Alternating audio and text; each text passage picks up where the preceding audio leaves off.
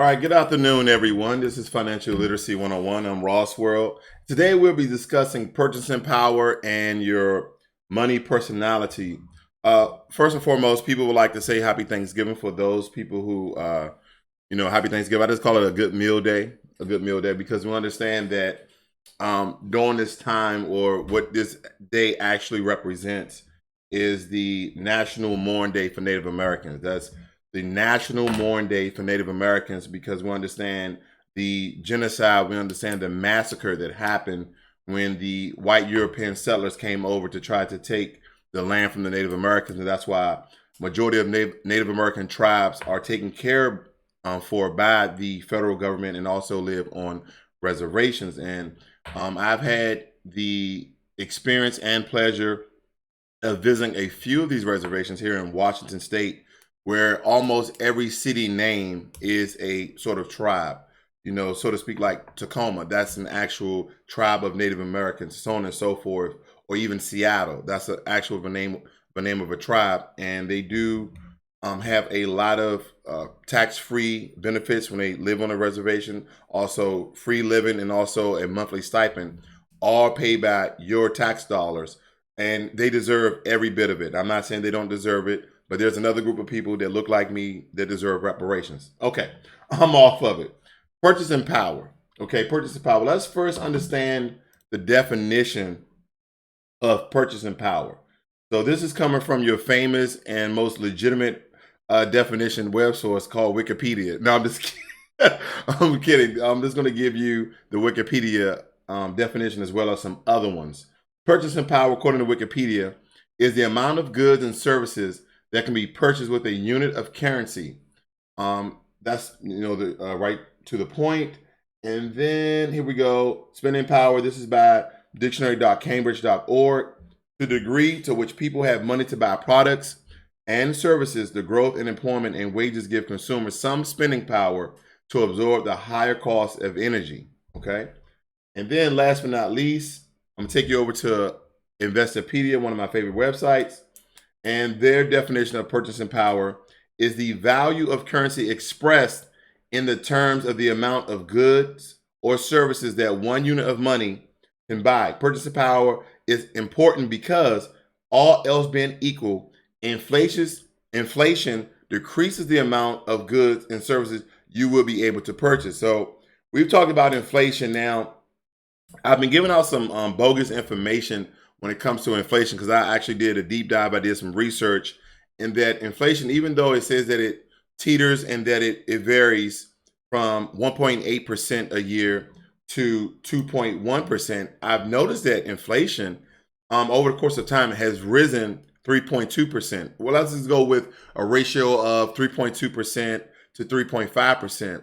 So over the course of a year, if you're not investing, if you're not having your money in high-yield savings, if you're not having your money in bonds, you are advancedly and quickly decreasing your purchasing power / consumer power / spending power. Now let's talk about purchasing power, what it really is. We're talking about goods and services. Now, purchasing power and spending power and consumer power, when it comes to groceries, when it comes to your electric bill, when it comes to the cost of water, etc., that is where those very important terms are used, and that's what you need to really focus on. Okay, so if you're not doing anything to combat, anything to supplement your purchasing power, then every time you're paying for a utility or groceries or gas, you're losing 3.2% or more. Okay, just because over the national average of those things. So when it comes to other things, when they say a certain group of people, a certain population have the spending power or the purchasing power of $1.2 trillion, what they saying with, when I mean they, I mean the economy, okay? Those gurus, those experts in the economy saying, oh, these group of people have $1.2 trillion of buying power or spending power. That's not necessarily true. What they're saying is that you guys, we guys, everyone, you have the ability to go into debt, 1.2 trillion as a collaborate group, as an overall group, okay? 1.2 trillion in debt, because when you really think about it, when you say purchasing power, when you say spending power, don't most of you use your credit cards? Now, I'm not saying you use your credit cards egregiously, that you don't use them correctly, but essentially, you use your credit cards for perks, benefits, and rewards. That's why you probably use it. So they're saying because of the amount of debt that you can collect, that is your purchasing power. That is your spending power. But my question would be, what are you purchasing? What are you buying? Is that creating any sort of revenue or capital for your household or for yourself? See, once you take away those essentials like groceries, water, utilities, all those things that you actually need to live, what is there left? Right? Black Friday. Today is Black Friday, right? So I kind of congratulate you guys on Black Friday of even attending this webcast. I believe me, because there's a lot of people out right now that's spending hundreds and thousands of dollars because the industry that says we're going to cut everything from 25% all the way up into 80%. And you guys are actually going for it. Okay. You guys are actually going for it. And guess what? They're going to do it again. They're going to do it again on Monday. Like, see, take for instance a company like Amazon. The reason why I like to use them a lot because they're a large group. So they have Black Friday sales and they have Cyber Monday sales. What's the difference? You don't have a brick and mortar store unless it's Amazon Go. Right? And Amazon Go is like knickknacks and tic tacs. And maybe they have a few things that maybe are tech related or something that's worth giving someone a present. So you can either buy it Black Friday or Cyber Monday. Either way, they're going to get their money, or you're just going to buy it like most people do the last 2 weeks before Christmas. Okay. The last 2 weeks before Christmas. And then you may be paying more so than you would actually be paying overall. Am I saying don't go out and use Black Friday and pay for your presents and gifts? No. Am I saying don't go on Cyber Monday and buy things for your presents and gifts to your loved ones, your family and friends? No. I am saying do not soak all your money online or in retail stores for a bunch of people that you don't care about, because your purchasing power, every time you don't use your purchasing power, your consumer power, okay, and you don't invest it, and you don't put them in a high yield savings, you don't put it in bonds, you don't buy gold and silver, you don't buy real property, you don't invest through a REIT. All right, there's so many investment engines that you can use to propel your finances. And the worst thing that you can do is spend it on people and spend it on things that has no value. That has no value. I would say, a lot of times we like to spend a lot of money on our kids, right? A lot of money on our kids. And this is the way that it usually works, in my opinion. This is the way it usually works.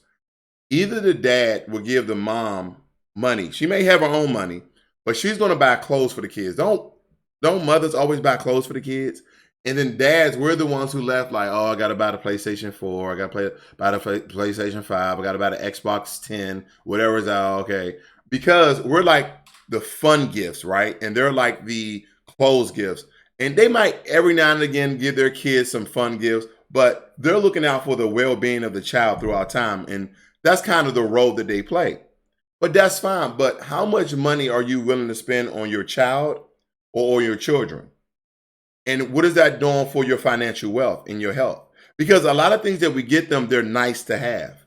They're nice to have. And this is not the only time that you actually need to buy those things. Okay? Those are not there's other times throughout the year that you can buy things that have huge sales. Like there's some people going out buying jewelry. There's people going out buying cars because they say, oh, it's Black Friday. So we know that things are going to be astronomically cheap. And that may not be necessarily true. Okay, so purchasing power, spending power, consumer power. Let's talk about money personalities. Money personalities. Now, I don't have any notes in front of me, guys. I'm just going to use my infinite wisdom about money personalities.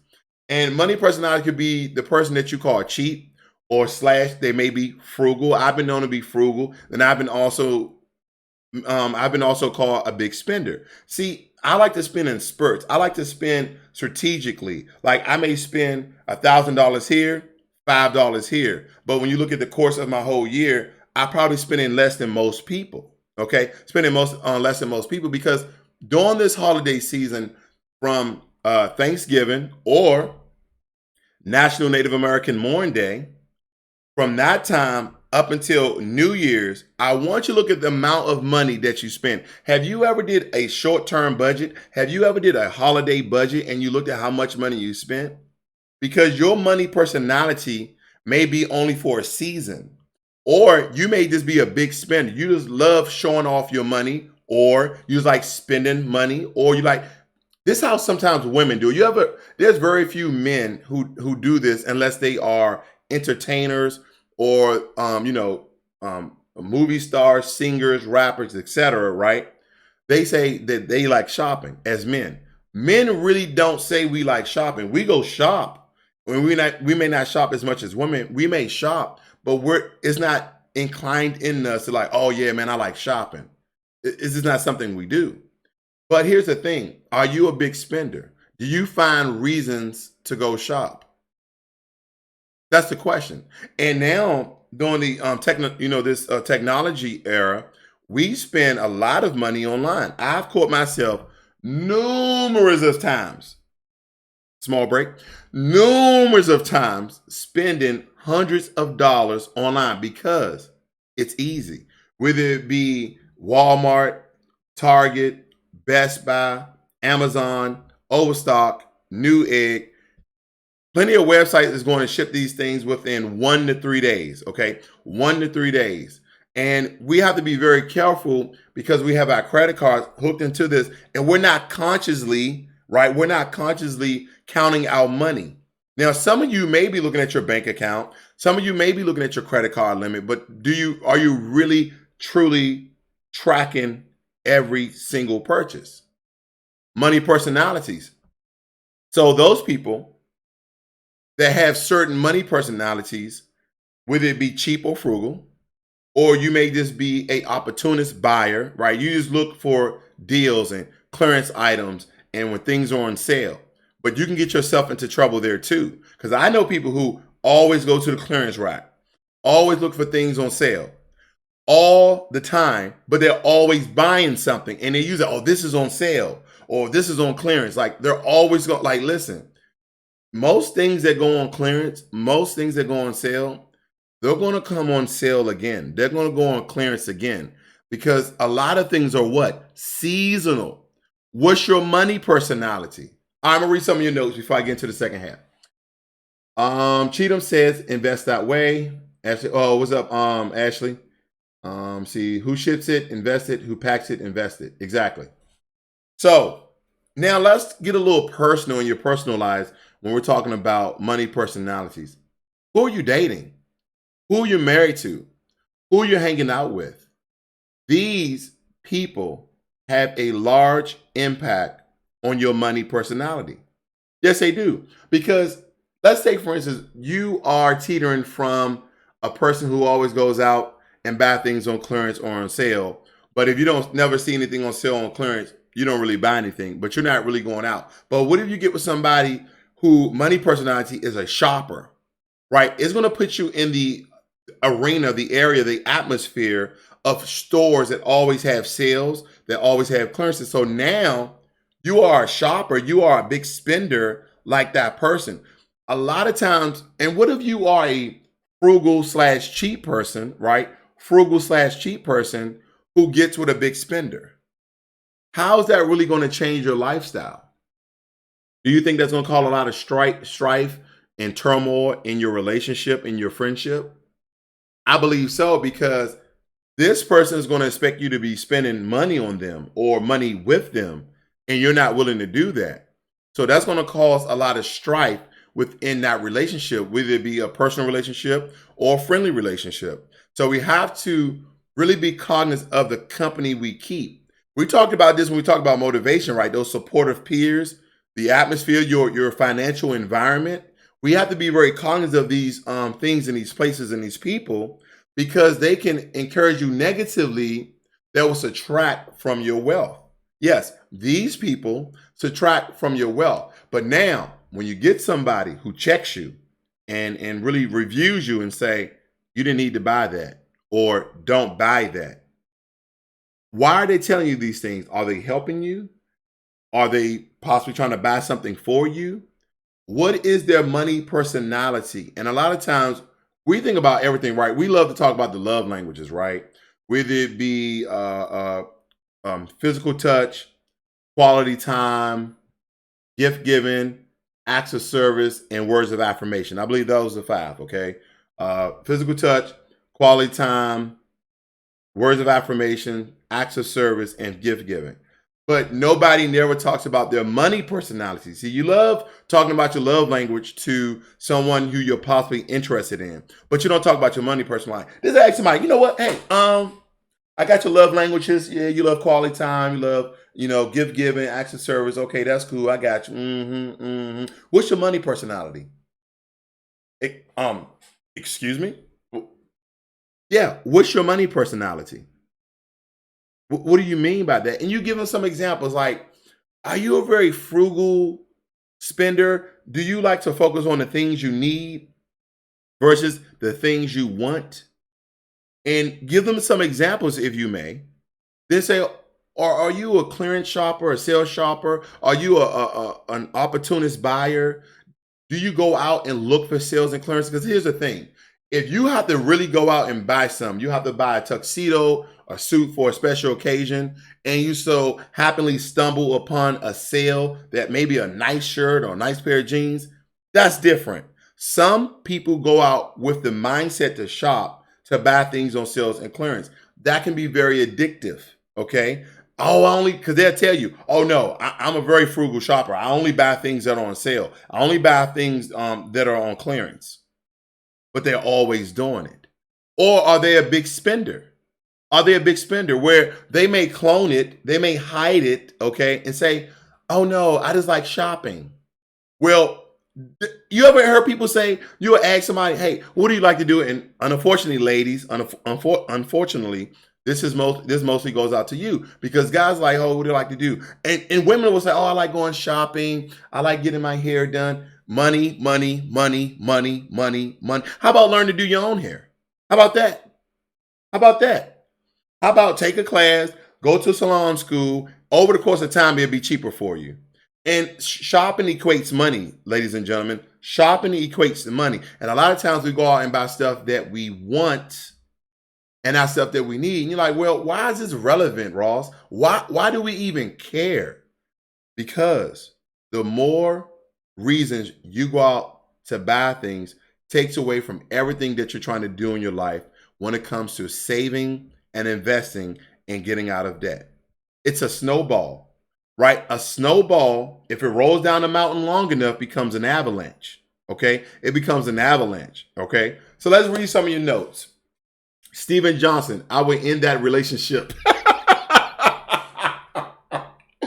Are you serious, man? You're in it. Okay, I understand, bro. I would too. Opposites attract. That's a really good point. That I don't want to butcher your name. I'm just gonna call you Cheatham. Okay, I don't want to butcher your last or your first name. And then she also says, find someone that's strong where you are weak. And Ashley Hawkins says, budget. Strong where you are weak. Strong where you're weak. That's a good point, Cheatham. But sometimes money personalities do not align. Do not align. Sometimes money personalities do not align because some people feel that they may die at any moment, which is true for everyone.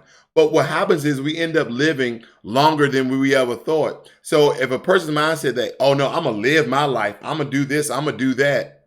And if they had that mindset, like, oh no, I ain't going to be saving all this money. I'm going to spend my money. I work hard for my money. I earn my money, et cetera, et cetera, et cetera.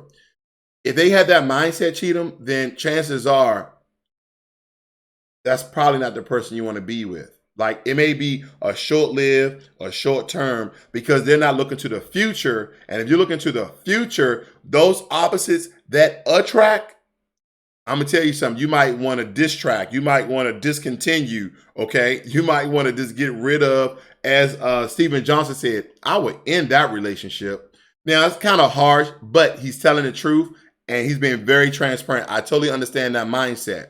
Ashley Hawkins says, make your money, make money. Good one. Because you know my slogan, my term, My pitch is my money makes money. Make your money make money. Same difference, okay? Same difference. Because if your money is not making you money, then the only thing you're doing is spending your money, and your consumer power that the economists say, your purchasing power that the economists say is only increasing your debt. Increasing your debt. Because anytime that the economists and the economy charges you up, whether you are Caucasian, African American, Native American, Asian, Indians, it doesn't matter your racial or ethnic group. When they tell a group of people that your purchasing power or consuming power is amount of money, what do some of you think about? You go out and you're thinking, I can buy a lot of stuff. Because consumer, you consume stuff, right? You consume stuff. Purchasing power, you purchase something, okay? Spending power, you're spending something. Now, let me tell you the difference from what I've learned going to China, speaking to Indians, people from actual India, not Native Americans, people from India, even some of my Caucasian friends. Guess what I learned? When they speak about their purchasing power, their spending power, their consumer power, you know what they're spending their money on? Land, property, precious metals, things that accumulate wealth over time, things that you and I may not think about talking about. I always get people to ask me the same question. Hey, Ross, how do I get rich quick? How do I make a lot of money fast? Nothing I'm going to teach you is going to teach you how to get money fast. Money is a growing, living thing. It's accumulative. Think money as your baby, your child, your kids. And that over the course of time, you have to nurture it. You have to take care of it. You have to feed it. Okay. You have to give wisdom to it. You have to give knowledge to it. You have to pamper it. But every now and again, you have to take a little bit of risk. What am I talking about? Let's keep with the analogy of children and kids. So if your child, your son or your daughter wants to play football or basketball, some of you, I'm not going to let my son play football because he might get, a traumatic brain injury, or he might get concussions. But I don't want to stop him from doing something he may love. There's a risk in that. So sometimes we take risks with our money, and it could be a calculated risk, or it can just be like, you know what? How much money am I willing to risk in order to boost my finances? Because some people may use the term, never use this term. This is psychological. How much money am I willing to lose? Why are you willing to lose any of your money? That's crazy. That is crazy. Now, when you use the word risk, there's always a risk in investments. Always a risk. But have you done your research? Have you done your deep dive? Have you looked at statistics and analytics to support your risk decision? That is important. That is important because a lot of times when you compare these money personalities from person to person, from ethnic groups to ethnic groups, they differ. Who do you think started Hollywood? You want to say white people? Yeah, but they're a group of white people. They're called Jewish. The Jews actually started Hollywood. There's some books to support this information. And unfortunately, I don't have them on hand in my head. But the Jewish people are the one who started Hollywood. And they're Jewish. And this is one thing. The Jewish people are the richest people in America. Okay? They're the richest people in America. And they own plenty of businesses. They own plenty of land. And they started Hollywood. Okay? So you have to change your mindset. And if you, like Cheatham said, opposite attract, and then Steve Johnson says, hey, listen, I will end that relationship because guess what? If you don't end that relationship, whether it be a personal relationship or a friend relationship, guess is what's going to happen. A lot of times we are a mirror image of our friends, right? It's about the company you keep. If you keep business partners who are always talking about growing their wealth, okay, fattening their pockets with money, then essentially your mind is going to change. You're like, yeah, I want to fatten my pockets with money. Because some people don't even know what to do with their money. See, rich people, they understand that they have a mission, they have a goal in life. Continue to grow wealth and then have the finer things in life. Because don't forget, when people are starting their businesses, they're the most frugal people that you can ever think of. Because some of you may think, oh, I'm going to be an entrepreneur. I'm going to be a business owner. I'm going to go and buy real estate. It's not just easy talking about. You have to do tons of research, okay? But at the end of all your research, you have to be like a scientist. And you have to actually go through with the experiment. That means actually go out and do it. Okay. I am in the market of buying real estate. I'm trying to figure out pretty much all the red tape, either what state I want to buy in. But after a while, I'm gonna have to just go ahead and buy some. Okay. Yeah, I'm gonna go in debt, right? But we also talking about Rich Dad Poor Dad using Robert Kiyosaki's sort of using debt as a vehicle for cash flow, right? And I've talked about that plenty of times. You might want to go back and look at some of my videos, most recently within the past 2 weeks, to understand that mindset, okay? Let's see here. Alan West. Oh, thanks, Alan. Hit the like button. Say, my friends buy their kids Jordans, and kids have no idea who Jordan is. You know, the new millennials, they're looking at rappers, they're looking at singers, they're looking at actors and actresses, and people are still rocking Jordans. And when the last time Jordan played a game? Jordan's a very rich man because the black community and also the white community, they wear Jordans too, but mostly the black community, we're willing to go out and use our spending power for $300 to $400 a pair of shoes. Not like 2 pair of shoes, 1 pair, like 1 left shoe, 1 right shoe, $300 to $400. Listen, I have 2 pairs of Jordans. My Jordans cost $80 a piece. Okay, they were on sale. People are like, oh, what number are they? Retro? I don't know, man. They just had 23 on them, and they went with my outfits. I'm not spending over $100 for a pair of tennis shoes. I'm not. Now, when it comes to certain dress shoes, I may spend over $100, okay? I may spend it because they last longer and they have more value over the course of time. That's just me. Cheatham says Revelation 2:9 and says, and those words are in red. Okay, Cheatham, right on my financial channel, we don't really get into religion, but when we get into financial intelligence, okay? Because Michael X, and I listened to this just the other day.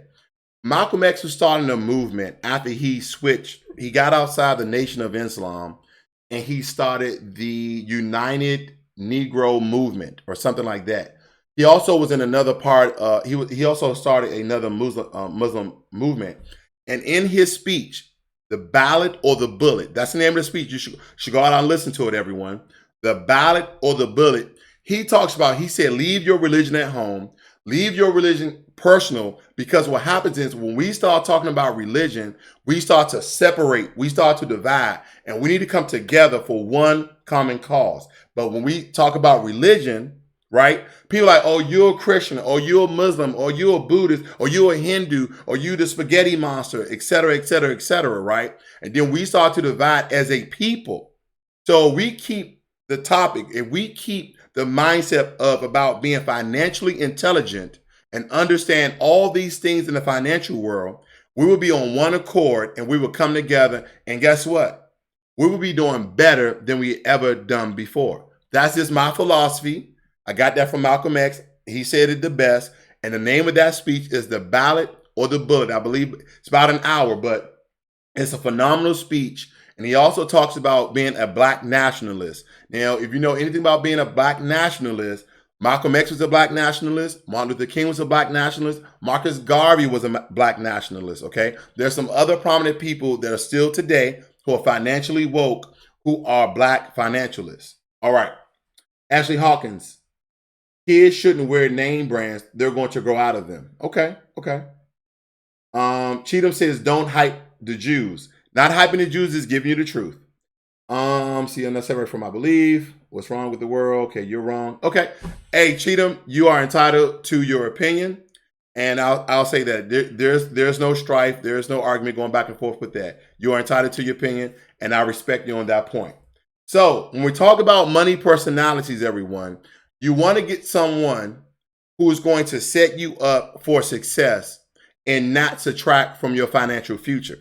Because some of you have aspirations of starting your own business, okay? Some of you have goals, whether it be short term or long term, about actually generating wealth through investments, whether it be real property or REITs or in stocks, whether it be index, ETFs, stocks and bonds, or even you want to exchange in the Forex market, okay? In the Forex market. So we have to be very cognizant of the people that we keep, because we use these terms like purchasing power, consumer power, spending power. And the only thing you're thinking about is purchasing something, spending on something, buying something.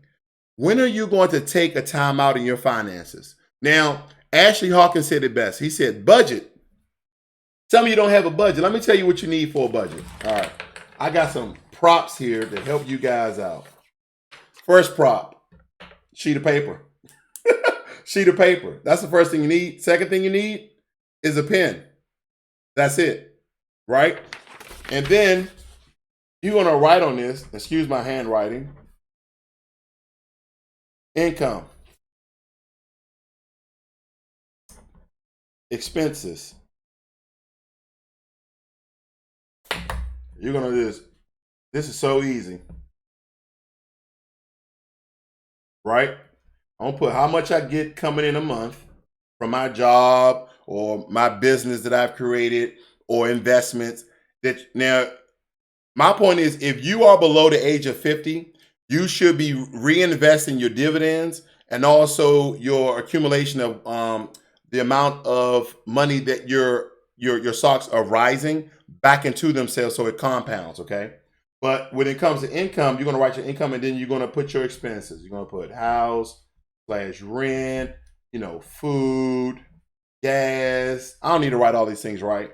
Utilities, right? So it's going to look something like that. This is easy.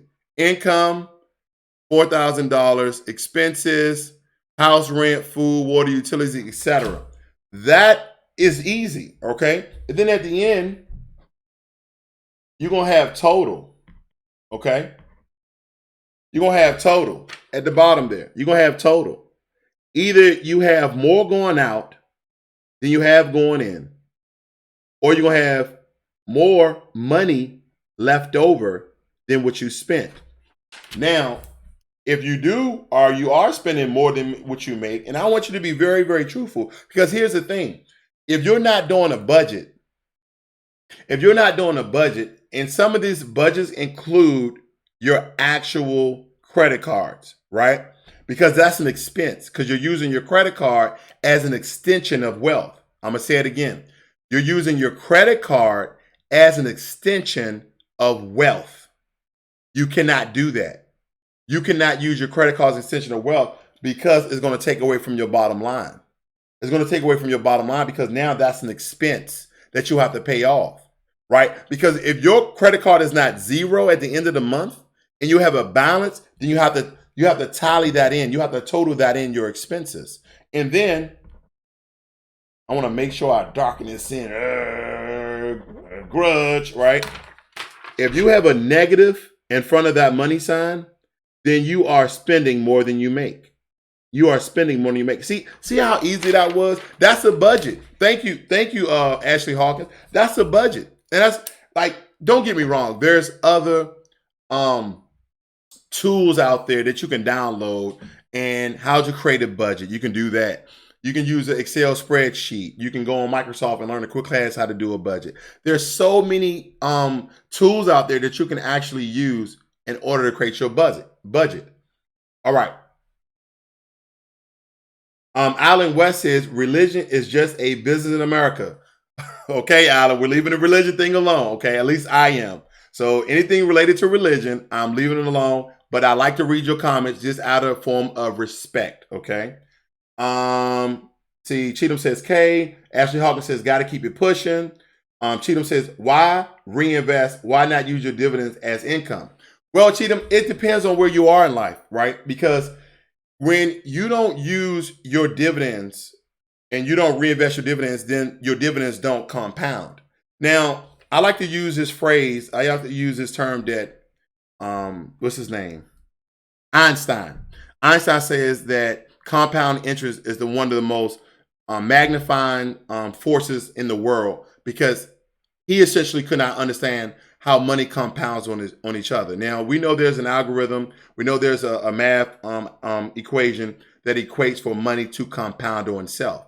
Now, when you are in your retirement, then yes, I believe you should use those dividends as income. See, this is where a lot of other groups, they understand the power, they understand the financial intelligence of compounding interest. Now, the thing about compounding interest, it happens both. Like when you don't pay your credit card bills off, I'm sorry, pointing over the pen. When you guys don't use your when you don't pay your credit cards off, compounding interest happens for the credit card companies too. Have you ever like, oh, you keep paying the minimum price, minimum price, minimum price? Then what you need to do is a credit card age calculator, and it would tell you if you keep paying the minimum price, it's gonna take you 30 years because compounding interest, right? Compounding interest is for your good and for your bad, just depending. Now, when we're talking about dividends being compounded, it's going to make you more money twice as fast if it wasn't compounded. So again, I like to use, if you're under age 50 or under age 55 and you're like, hey, I plan on retiring at 55, I plan on retiring at the age 59. That is when I say you want to start setting your finances for those dividends to come pay you. Okay. I talked to a friend of mine yesterday at work, and we talked about doing annuities. He doesn't like annuities because he said, you give an annuity company or someone like MetLife, you give them anywhere from $30,000 to $100,000, and regardless of what the market is performing, there's a guaranteed contract that they're going to pay you a certain amount of money every month. And the reason why I like annuities, and it depends on who you are. It depends on who you are. If you are not financially savvy, if you don't want to really do a deep dive into your finances every month, an annuity is a really easy way for you to know how much money is coming in every month. Okay, and I'm all for it. I just want to give that nugget of information out. So let me read your notes here. Okay, I read that. So when do you stop reinvesting? Oh, okay. Like I said, it just depends on when you're retiring. Okay, because when you reinvest those dividends, you're compounding your money, and the value of your stocks or your shares or that account. I mean, because there's just so many ways to invest. Whether it be a HSA, would it be a trust? Okay, you have KISS Trust. I like to give out KISS Trust because it's a very low minimum fee trust that you can actually use as an investment engine to actually accumulate wealth. So that's KISS Trust. You can just Google that really quickly and give you information about it. Cheatham says the wealthy don't want or what until their 60s in retirement to take advantage of their investments. If you can reword that, I'm not truly understanding your statement, but I'm gonna take a gander here. And what the wealthy does, most wealthy people own land. Most wealthy people own property, and they either sell and buy. They sell at a low price. They sell something, a fixer upper, and they fix it up for who knows, $10,000, $15,000, and they sell it for 3 times as much. Okay, I'm gonna tell you right now, if no one has told you guys, the real money is in real estate. The real money is in real estate. And I'm not saying you need to go out and you need to buy thousands or hundreds of properties. I remember me and a buddy of mine, we used to live back in this condominium area. And this lady, she owned 3 condos. 3 condos. And he asked her personal questions. It was an old white lady. And he said, ma'am, I'm thinking about doing real estate. And he said, I'm just curious, how much money do you receive every month from your real estate? And she came out and just like, oh, I received 25,000. We were like, what? And she only had like 3 or 4 properties, right? Because she was also investing her money. She said, well, I get this amount of money from my tenants. She said, and my condos are paid off. So all that money goes into my pocket. And these people were paying $2,000, right? So she was getting $6,000 from that. And she was also a private investor in other real estate, right? People who needed money to buy. She like, And also, I'm a private real estate investor. And we're like, what do you mean? She's like, well, people who go out and want real estate and don't want to go to the big banks, I loan them my money at 2 or 3%, where the banks will do 4 or 5%. So, and I said, so what do you do for a living? She said, nothing. I just sit here and collect money. So, a lot of wealthy people, a lot of rich people, this is what they do to generate their wealth. Okay, this is what they do to generate their wealth. All right, what other questions you guys may have? Okay, I don't see anything. So today's topic: purchasing power, spending power, consumer power, and also your money personality. Okay, your money personality. We have to really understand what we're getting ourselves into when we speak about money personalities. What is your money personality? And I want you guys to be very, very transparent, if you will, inside of the chat. Tell me your money personalities. Let's talk about some of your money personalities and how we can combat those money personalities. Because here's the thing. If you are a big spender but you're good with your credit cards. I know, right? It's kind of oxymoronic. You're a big spender, but you're good with your credit cards. But let's just say, for instance, that exists. One sure way to get away from big spending is to have your investments on auto every month. Auto investments, whether it be bi-weekly, or monthly. Have your money being invested, because if you never see the money, if the money never hits your account, then you don't have the opportunity to buy. Okay, you don't have the opportunity to spend. Okay, so I'm with Comcast. Robcast. Comcast / Xfinity. And so every month, my internet bill comes out automatically. I know that's taken care of. I love auto pay. And if you with T-Mobile, I always get these wrong. When you with T-Mobile, for every line that's on your account, they take away $5 if you have auto pay. Okay. So these are really good incentives that some companies may have when you have it on auto pay. Okay. So auto pay is a great way for you to pay off your bills and also to invest, and for you not personally to get the money. All right. Where are we? See, that's right. Okay. Matthew Connor. Black money, black power, wealth is owning land. Okay. I agree, Matthew Connor. I agree. I met a young gentleman, and I spoke about this on one of my other videos. I met a young gentleman when I was grabbing food one night, and he's 31. And we were speaking about buying property. This guy knew everything about real estate. He was very, very knowledgeable about real estate. He knew a lot of information. His one holdback was, he told me, he said women. He loves women.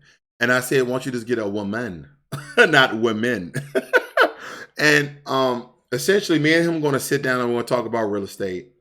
And essentially, I think that I'm going to be his voluntary life coach to help focus his life, because you can have all the information, you can have all the knowledge in the world, but if you have an entity that's going to take away from your wealth, because he said, here I am in the bar spending money, and I think he goes out maybe 4 or 5 times a week, all in the search of finding a good woman.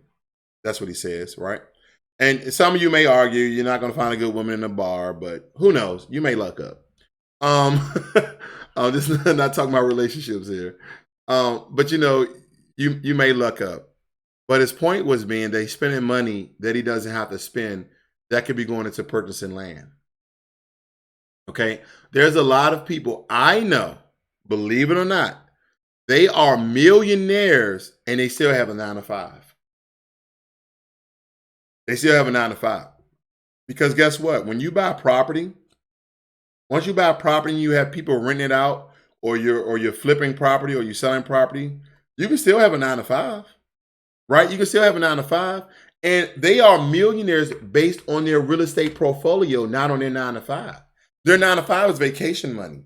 Their 9 to 5 is purchasing power to go buy all sorts of junk and gadgets that they want. Okay, so don't don't think that you have to quit your 9 to 5 in order to get inside of another business venture. Now, granted, if you're starting a business and that business started to take off, I don't see how you can do both. I don't see how you can do both. I don't see how you can run a successful business and wanted to grow that business and also work a 9 to 5. Somebody telling you what to do and you own your own business. This is my little 2 cents. Hey, what's going on, Maddox? I appreciate that. Drips, baby. He always likes saying drips. Every time Maddox come in the chat room, this guy's always talking about drips. Hey, Maddox, what do drips mean? You don't know what drips means, do you? Yeah, Put it in the chat room if you know what drips mean, anyone. All right, Willie Mae, greetings. I have around $250 to invest monthly. What should I invest in? Enjoying the content. Any information is greatly appreciated. Willie Mae, there's just so many things that you can invest in. You can go over to Robinhood and you can invest through Robinhood. First, I'm gonna give you some platforms, but I haven't forgot your question. You can go over to Robinhood. You can use Stash. You can use M1 Finance. You can use Acorns. People know I'm not hot on Acorns. I need transparency in my life, Acorns. I need transparency. So that's M1 Finance, Robinhood, Stash, Acorns, Wealthfront, Wealth Simple, and Betterment. Those are ones that's on top of my head. They're either no fee or low fee. Either no fee or low fee. You know what? And granted, I'll also put out Fidelity, Charles Schwab, and Vanguard because I'm noticing that Fidelity, they don't have any more commission price. Now, correct me if I'm wrong, ladies and gentlemen, but Fidelity came out and said they don't have any more commission price, right? And I believe Charles Schwab. So if you have an account with them or if you want to deal with a big investment engine like those, you can also use those as well. Because I believe that Fidelity and Charles Schwab no longer have commission price because when Robinhood came inside the game, they changed the whole market. People like, wait a minute, Robinhood have many people investing through their market because they don't charge commission. They had to follow suit. See, when people come into the industry, they change it.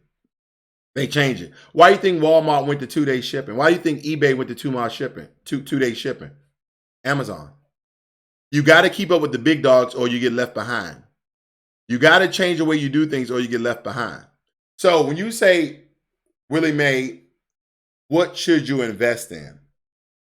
The reason why I always point people to Stash is because Stash is a well laid out platform, in my opinion, that teaches you as a young investor or a novice or beginning investor, understanding what investment is, what investment does, what's the risk of investments, and where should you invest. Now, I always point people who are not going to be looking at investment stocks all day, who are not inclined to be a day trader, to invest into ETFs and index mostly, and some individual stocks that you are actually interested in, okay? 3M tape or railroad company or a precious metal company or a tech company like Cisco Systems, Oracle, IBM, NVIDIA, Intel, etc., okay? But most of your money, if you're not looking at your investments daily, if you're not going to be a day trader, I encourage you to get your money into investments when it comes to index and ETFs. And I advise you only because the platform is well laid out and they have tons of information on their Learn tab. Okay. They have a tab within their platform called Learn, and they just have tons of information about investments. Okay. To me, that has been the most laid out investment platform that I've seen. And I have a link in the description. Okay. I have a link in the description. And when you sign up with Stash using my code, you receive $5 and I receive $5. Now, M1 Finance, they're totally free. Stash costs $1 a month. M1 Finance is totally free. But in my opinion, their platform is it's so muggy. It's not laid out well. They don't really have any sort of innovative design. The only thing I believe they did right is they use the pie concept, right? Because everybody understands a pie, especially during this time of the year, right? I know I had me some pie, pecan pie ice cream, baby. Anyway, so people understand the pie and the ratios of a pie. 15%, 25%. This is in bonds. This is in stocks. This is in mutual funds, etc. Right? Excuse me. All right. Cheatham says buy monthly dividend stocks. Also through Stash, you have a dividend portfolio stock. So that's another good one. Marley said no commission. Yeah, no commission. I love no commission. I love no commission. I love no commission. And like I said before, Robinhood has changed the game, and all these big investors they had to change their platforms to catch up to Robinhood because Robinhood was stealing all their investors, right? Because an investor was like, oh, unless you was like a baby boomer, a lot of times baby boomers, they don't like to change anything. So they were still going to pay, but you know, Generation X, Generation Y, the new millennials, etc., they were all investing through places like Robinhood, M1 Finance, Stash, Acorns, because either low fees, very, very, very, very, very low fees, or no commission. And I'm gonna tell you something.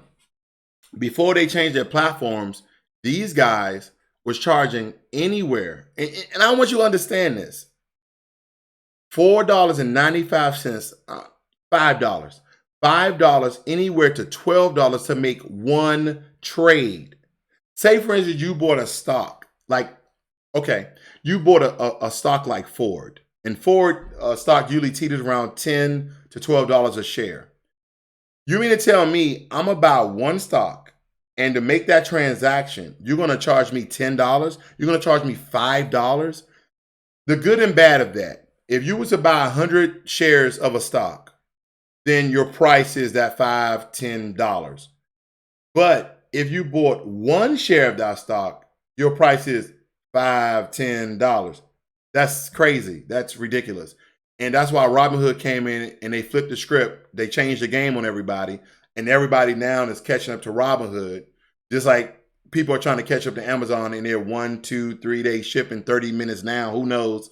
Right? Or they might just, you might hit buy on your, if you got Prime, you might just hit buy and it just materialize right there in front of your face. You look like, oh, wow. Okay, I'm off topic. But purchasing power, spending power. I want you guys, here's my advice. I want you, ladies and gentlemen, to use your purchasing power, your consumer power, your spending power to buy shares of stocks. I don't care what platform you go through. You can use my link below or don't use it at all. But I want you to use that power to buy shares of stocks. Secondly, when it comes to money personalities, I want you to get with somebody who is investment minded, who's also frugal, who's also financially intelligent, and at the same time, you become those things. I'm not saying don't take a vacation. I'm not saying don't go out and buy nice stuff. I'm just saying stop using excuses or validating your excuses and call them reasons, right? Stop validating your excuses and call them reasons why you are buying something you don't need, right? These are things that you want. And here's my contradiction of what I just said. Every now and again, not every day, not every month, every now and again, it's okay. It's actually healthy to buy things that you want, okay? And I don't mean big purchases, okay? I mean that your Starbucks coffee, your Mocha Coca lattes, and all those things, right? That you want. That's a treat. We call it a treat. Every now and again, you're working your butt off. You are living below your means, and you are actually being great financial stewards of your portfolios, okay? You should treat yourself every now and again. Thirdly, if you're trying to do something like a vacation or make a big purchase, have some foresight and make a fund, right? You have your investment engine going, you have your debt engine going, you're paying down your debt, and you have your savings engine going. You're saving for your emergency fund, right? 3 to 6 months of all your expenses, right? In case something happens, you just never know. If you're planning on taking a vacation, then make a vacation fund and allocate money into that. Don't be the person like, oh, I want to take a vacation, and then you throw all your vacation on your credit card and know you don't have the cash to cover your credit card. Understand your money personality and change it. Understand your money personality and change it if it's disrupting your finances. All right, I'm back on your comments here. Cheatham says study stock 1 year and 5 year trends. Okay, good advice. I agree. You will learn a lot. Maddox says true. Say true. Oh, okay. Yeah, I agree with it too. Alex J. Parents should buy their kids stocks. I agree. I always encourage parents to teach their kids investment and a good entity. I don't have any information like that as far as like something that's structured, something that it's an actual program. But if you go over to Dr. Boyce Watkins' page, his was it Young Black Millionaires or something like that. He has a lot of websites, right? Because he's building an empire. And I believe me, I agree with this movement. He doesn't know me. I'm not affiliated with him, but he does have a lot of products out there at a very frugal price. And one of his slogans, he always say, for the price of a Popeye's chicken sandwich, right? You can teach yourself and your kids how to invest and what investing actually does for your financial portfolio. Okay. So that is my nugget. I like what he's doing. I'm glad that he's doing it. And you guys, when it comes to your kids or either yourself, he has a lot of information. But my thing is, if you can read, you don't have to pay for something that you can actually read and actually research and study yourself. Ms. Cheatham said it the best. If you study stocks and not just the trends of 1 to 5 years, that's a small, intricate piece. But if you start studying stuff like dividends that you'll receive, the EPS, earnings per share, the revenue and the GDP of that particular company, all this is going to look like hieroglyphics at first. It's going to look like a foreign language at first. But then I promise you, the more you look at it, the more you understand it, the more dots that you connect, the more definitions you'll try to define, the more concepts you'll try to define and understand. And all of those things will start to connect. They will start intertwine. But for your kids, they have psychologists, they have money gurus who set up programs under his brand for your kids to be knowledgeable in those areas, okay? To be knowledgeable in those areas. And this is the time. This is the time to do that as we're moving to a very technological phase. And last but not least, I'm still not going to count out Bitcoin. Throughout these past 2 or 3 years, I've been up and down about Bitcoin. And not just Bitcoin itself, okay? Bitcoin is like your Dow Jones, but you also have Bitcoin Cash. You also have Ethereum. You also have Litecoin. There's plenty of cryptocurrencies. And I do invest a little bit of my money in cryptocurrencies just in case it blows up again. And when it blows up, I'm selling because we know what happened. And I'll give you a little quick history fact. If you were to invest $100 of your money into Bitcoin in 2011, then sold the amount that you accumulated in 2017 at the biggest point, at the biggest brink, Bitcoin bolstered at, was it 17,000? But your portfolio would have been worth $3.3 million. If you would have took $100 and invested it in Bitcoin in 2011, 6 years later, you would have become an instant millionaire if you would have sold your Bitcoin, because it went up. For each Bitcoin, it would have cost people 17,000. I forgot how many Bitcoins you would have bought at 100, but I think Bitcoin is very, very cheap. I think it was like pennies. So you would become an instant millionaire. And if you do any research about Bitcoin millionaire, you'll know exactly what I'm talking about. All right. Derek Roberson says, E-Trade is also now commission free. Thank you. See, E-Trade, Fidelity, Charles Schwab, they all had to catch up to Robinhood. Diamond Kids, can you talk about the fact that if you were white, you would have a million subscribers? Ooh. Oh man, I don't want to get into that. I don't want to get into that. You know what? I don't even think about that. I don't even think about that, Diamond Kids. I don't even think about that. My thing is, my little 6,000 subscribers, I love the people who come into my channel. They have great information. I make sure people fact check me. I make sure that I'm transparent.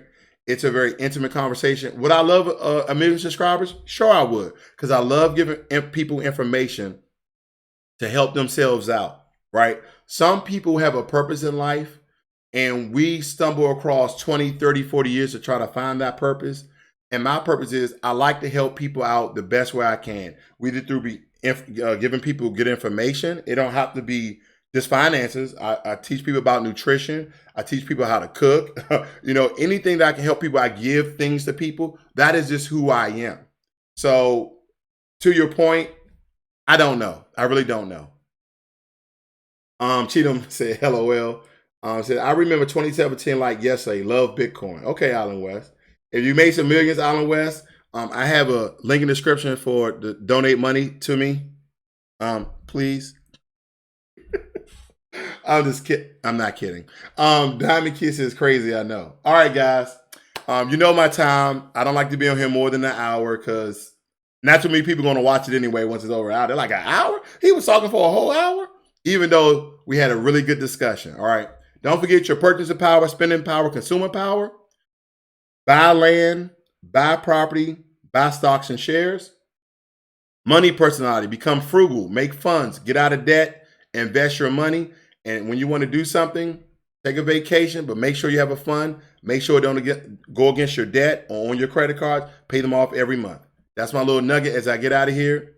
I love you guys. You have a great day. And don't forget, Thanksgiving, not really. This is National Native American Mourn Day. Remember the history behind Thanksgiving. For us, I call it a good meal day. GMD, a good meal day, where it brings friends and families together to have a good meal. And you can say what you're thankful for, but we also have to understand the history behind Thanksgiving. Because, in Texas, they say, they don't want no slavery. They were laborers. Okay, Ben Carson, get the hell out of here. I'm out, guys. Have a good day.